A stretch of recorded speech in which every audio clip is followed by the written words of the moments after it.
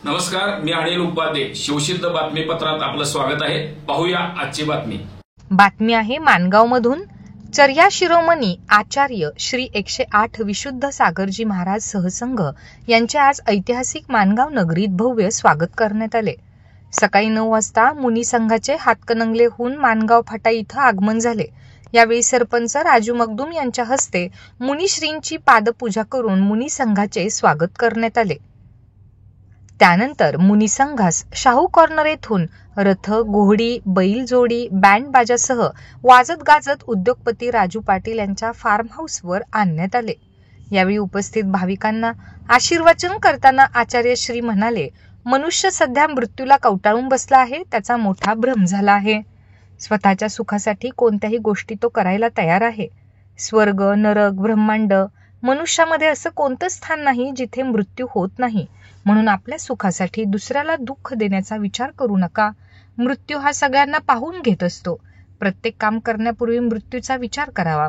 भारतात असे काही लोक होऊन गेले, त्यांना असे वाटत होते की संपूर्ण देशावर आपला अधिकार असेल, परंतु त्यांचा त्यांच्या मृत्यूवरच अधिकार नव्हता.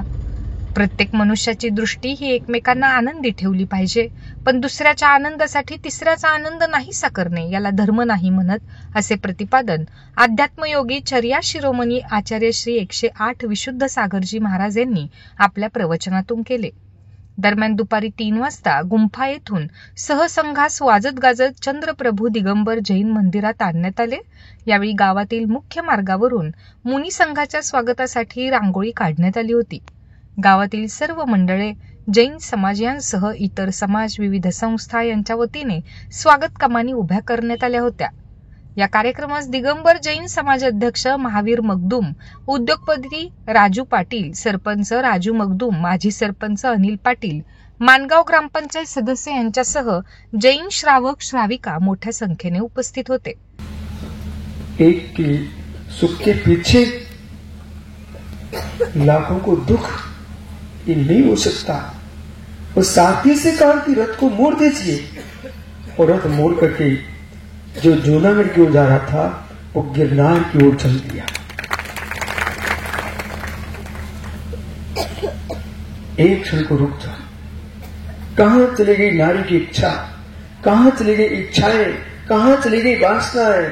सत्य यह है कि सत्य समझते ही वासनाएं विलीन हो जाती. यही झगड़ा कारण है.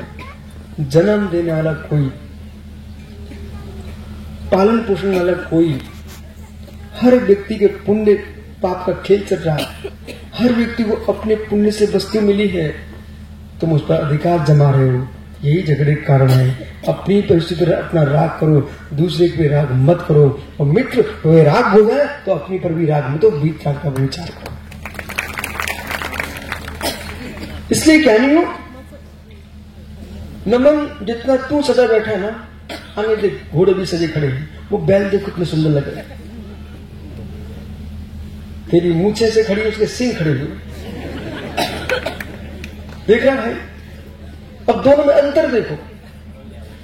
सत्य का बोध होना चाहिए है, और उपदेशों में संप्रदाय की व्याख्या ना हो, सत्य की व्याख्या हो.